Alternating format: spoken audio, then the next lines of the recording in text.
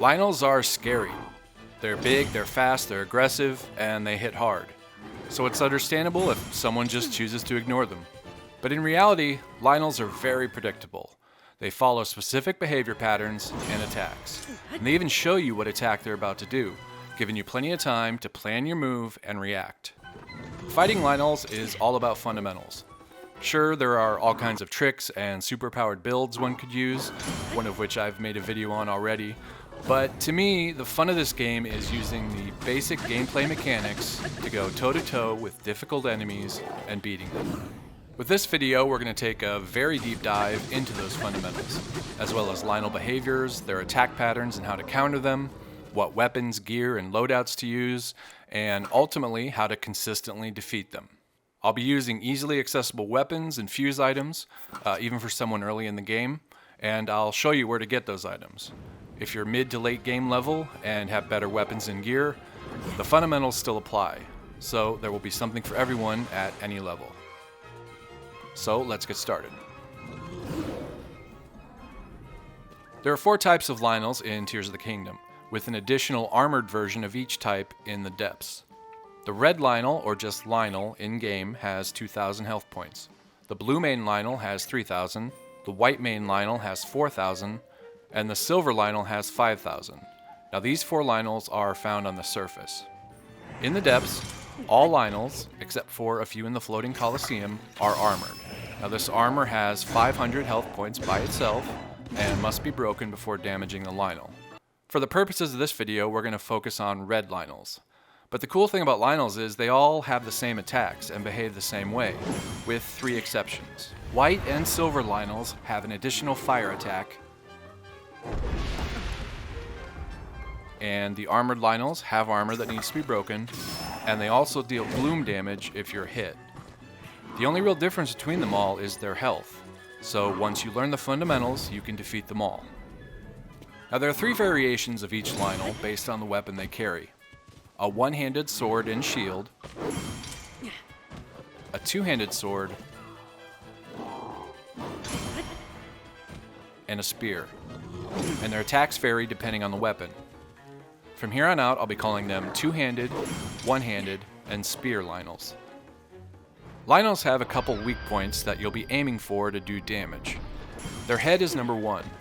Hitting a headshot with an arrow will stun them, which makes them kneel down. And this opens up the second weak point, their back. Now when they're kneeling, you can mount the Lynel by running up to it and pressing A and do damage from there. It will buck and kick and use your stamina, and when your stamina runs out, it throws you off. There's also a limited number of hits you can do while on its back before it throws you off. 6 is the most, usually it's just 3 or 4 hits. One huge advantage of mounted attacks is you don't do any durability damage to your sword, so it can't break. The last weak point is its body. Now you can hit it anywhere, legs, torso, etc. Hitting it this way won't stun it, and you will do durability damage to your weapon. However, there is a very effective body attack called Flurry Rush that I'll come to in a bit. Lynels have a series of attacks depending on how close or far away you are from them. The first is a charging attack. Lynels will charge you when you're at a distance from them and use one of the following. The first is a charging overhead slam. Two-handed Lynels will charge and overhead slam with their claymore. One-handed Lynels charge at you with their sword out to the side. And spear Lynels jump towards you and slam their spear down. The next is a charging sideswipe attack, and it is similar for each Lynel.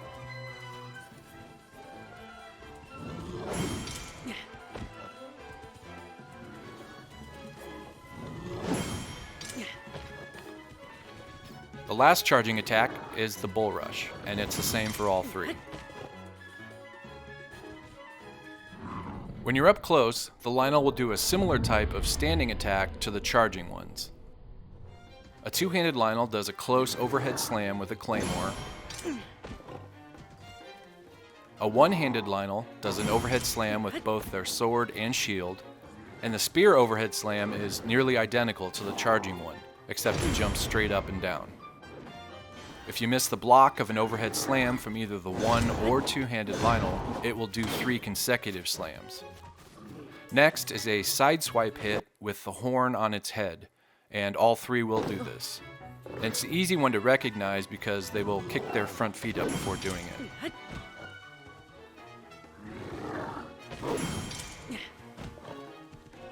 The one-handed Lynel also has a close side swipe attack using its sword. Two-handed Lynels will sometimes do a spin attack when you're up close, usually after you've just hit them. This is a hard one to defend, so I tend to just jump back and out of the way. But you can parry this with practice. This attack isn't as common as the others, but be ready just in case. Now once you've done some damage, all Lynels will shoot fire from their mouths in 3 lines. And these are pretty easy to avoid by just running to the side. Now they can also be blocked with your shield, which we'll come to. Now if the ground is dry, the fire creates a thermal, which you can use your paraglider to attack, escape, or move to a new angle. White and Silver Lynels have an additional fire explosion attack. They'll slam their sword into the ground, creating a huge fireball.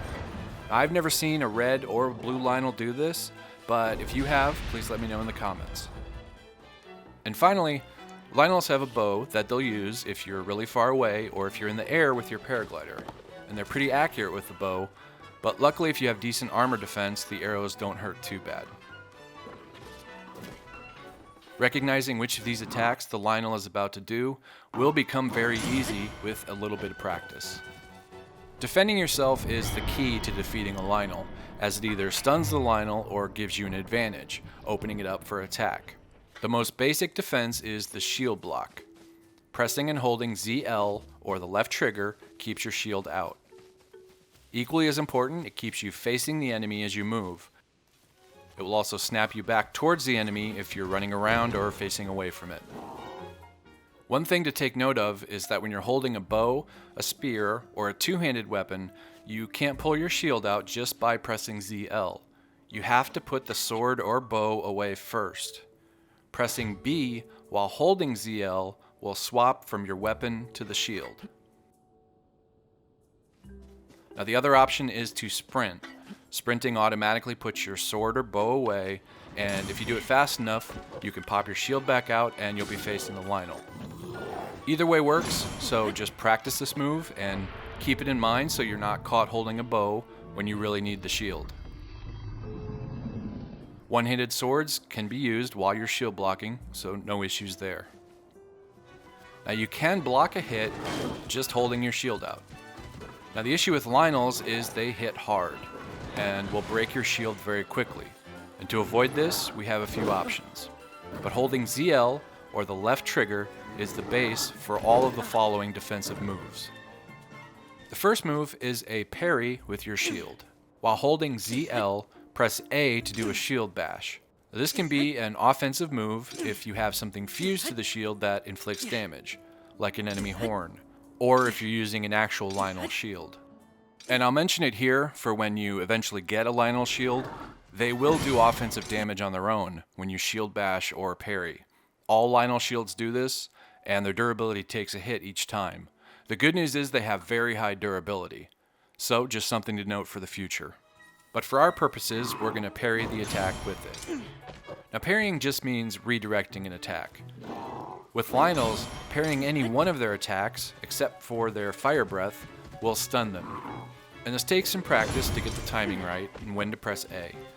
But you'll know when you've done it correctly when you see the sparks, hear the chime, time will slow down briefly, and the Lynel is stunned. Now if you just block the attack by either not pressing A or pressing it too early or too late, you won't see or hear any of this, and the Lynel will do another attack. Now the best part is, parrying correctly will not damage your shield, unless you have something fused to it that can damage the enemy, or like I mentioned, if you're using a Lynel shield, which has offensive abilities. So it may be a good idea to just remove any fused items from your shield, just so you get the most use out of it. The second defensive move is dodging. While holding ZL, move back or to the side and press X to jump. While moving back, you'll do a backflip, and moving to the side, you'll do a side jump. Now you can do a forward dodge, but with Lynels, there's no point. The backflip dodge is perfect for any side swipe attacks, and the side dodge is great for any overhead or bull rush attacks. When timed right, your dodge will become a perfect dodge. A perfect dodge opens up the Flurry Rush attack, where you can spam the Y button and get a bunch of hits in. Royal weapons have a perk that doubles their overall attack power when in Flurry Rush, so keep that in mind when looking for weapons to use, but I'll come to that in a moment. So now we have our two main defensive moves, parrying and perfect dodge. I highly recommend practicing these moves. Find a Lynel, make a save file, and just try to parry the attacks. Don't worry about trying to hit the Lynel. Get up in its face for close attacks, and back off for charging attacks. If your health gets low, or you run out of heart recovery meals, or if your shield breaks, just reload the save file. Anything you've used or broken will be back and you can try again. When you're comfortable with parrying, reload the save and try dodging. Practicing these moves is also great for recognizing what attack the Lynel is about to do. As I said, they are very predictable and they telegraph their next move. So once you've spent a little time just parrying and dodging, you'll start to see these clearly. And you'll get to the point where you're like, yep, I see what you're gonna do and I'm ready. Let's talk about what you'll need to get this fight going. We're gonna need a decent shield, or rather a couple of them in case one breaks. Now you can use anything from a pot lid to the Hylian shield, but there's two main things to consider. Wooden shields can catch fire from the Lynel's fire breath and break, and the second, weaker shields will break faster, especially if you're blocking and not parrying.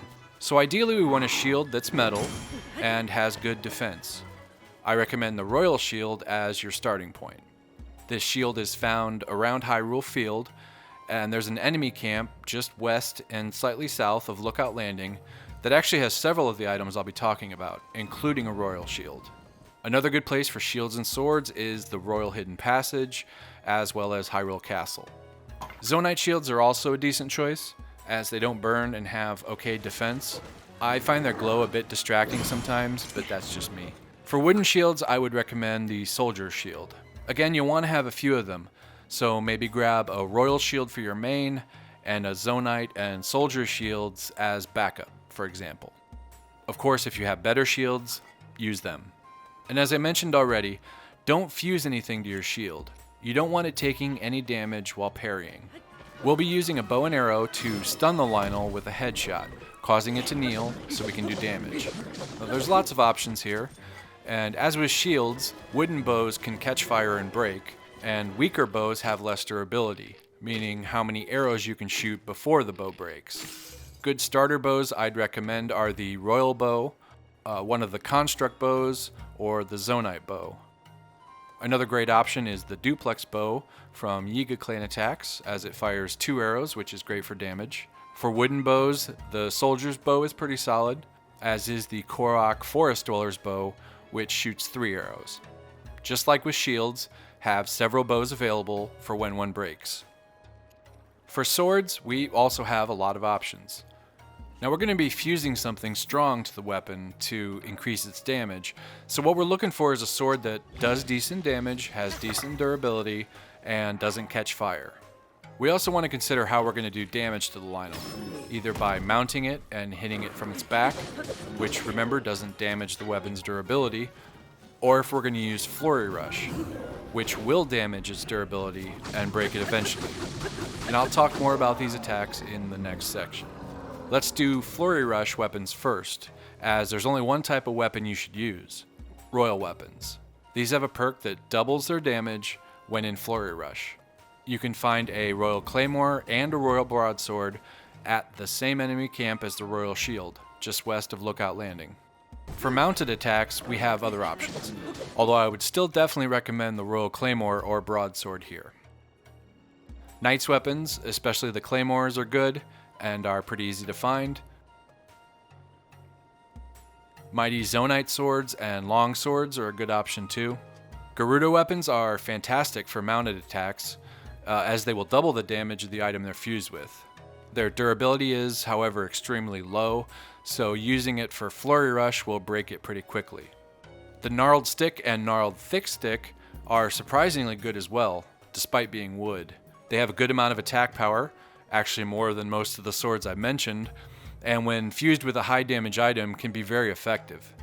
These are all good starter weapons, but if you've got something better, like a pristine weapon, use that. I do have a video on how to find pristine weapons, so go check that out if it interests you. We need something strong to fuse to our sword to really get the damage we need to finish the Lynel. If we take a look at my inventory, sorted by fuse attack power, just press Y to sort yours, I'm going to cross out any Lynel horns, as well as ancient blades and Gibdo bones. Ancient blades can't be fused to a sword, only an arrow. And if you use one to defeat the Lynel, you won't get any of the gear the Lynel drops, which you definitely want. Gibdo bones can be fused to swords and arrows, but they break on the first hit, even while mounted. So just ignore those for now, but save them for armored Lynels later on. With all of these removed, I'm going to guess the highest attack item most people will have is the Captain Construct 4 horn. There are a handful of these on the Great Sky Island.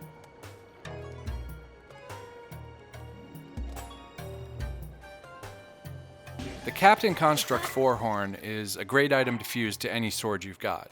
It has a lot of attack power. If you have a Silver Boss Bokoblin horn, which does a bit more damage, then use that.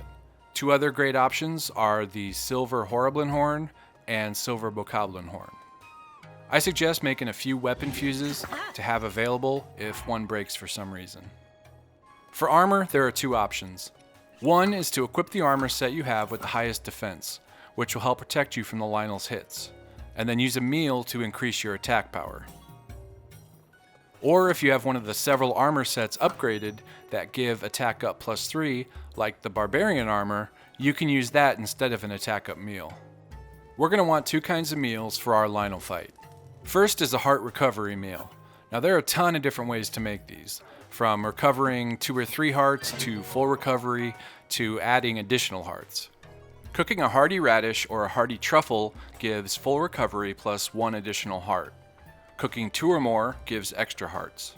Cooking a big hearty radish or a big hearty truffle will give full recovery plus 4 additional hearts. And cooking 2 or more gives even more hearts. Another option to recover some hearts is to cook 5 of any item. Golden apples are good, as are regular apples. Just use what you've got. One note of caution, don't cook any recovery meals with ingredients that give an effect, like stealth, speed, or defense. You just want health recovery. If your meal has an effect, it will overwrite the next meal we need. The second meal we want is an attack up +3 meal. This will multiply your overall damage by 1.5. And there are a bunch of recipes you could use here, but I'm going to keep it simple. Ingredients to use are mighty bananas, razor shrooms, mighty carp, mighty porgies, and razor claw crabs. Cooking at least 4 of any of these together gets us attack up +3 for 3 minutes and 20 seconds. 5 of these cooked together gives us 4 minutes and 10 seconds. Adding a dragon horn will increase the time to 30 minutes. So for example, 4 mighty bananas plus a dragon horn gives attack up +3 for 30 minutes. If your attack up +3 meal only lasts for 3 or 4 minutes, make a few of them to last through the fight. The other option, as I've already mentioned, is to use an armor set that's been upgraded enough to give attack up +3. There are several armor sets that do this, like the Barbarian set. If you have one of these upgraded, you don't need an attack up meal. Okay, with all of that being said, let's finally get to the fight. I'm going to break this down into 2 fighting styles, a mounted attack and Flurry Rush. So first is a mounted attack.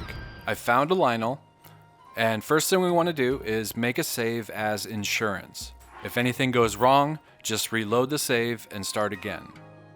For this fight, I'll be using a gnarled thick stick with a Silver Horriblin horn fused to it. Also a royal shield, and an old wooden bow. I picked these weapons because they only do a moderate amount of damage, so we'll get to see more of the fight and how it plays out. Then I'll eat the attack up +3 meal. Now I'm going to walk, not sprint, towards the Lynel with my sword put away. The Lynel will watch me until I pull the sword out or get too close. When I'm ready, I pull my sword out, put it away, then immediately bring up my shield. The Lynel will charge with its overhead slam attack, and I'll do my first parry. It's stunned, so I pull out my bow for a headshot, and somehow I hit a cricket with the arrow. No problem, just shield back up. It's a charging sideswipe attack. So parry that, arrow to the face, then run up, jump on its back, and start swinging. And I got 6 shots in. Put my shield back up and I'm ready. Next is a bull rush. Parry that with a shield, Lynel stunned, arrow to the face, headshot. Mount its back and swing away. Only got 3 shots this time, which is totally normal. Shield back up.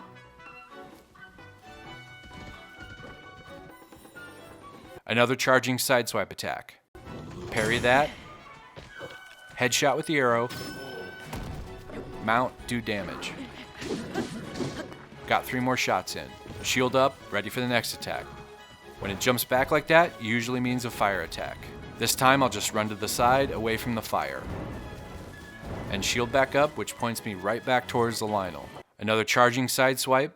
Parry that. That was a bit close, but got it. Headshot. Mount. Damage. You can see the pattern here.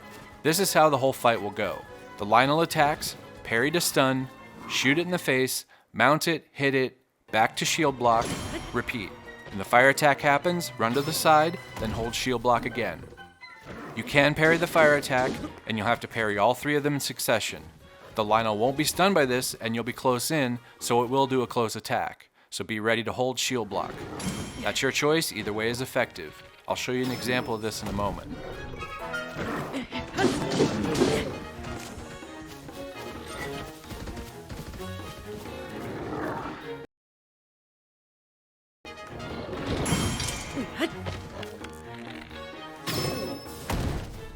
Now once you've done this cycle enough times, congratulations, you've beaten your first Lynel.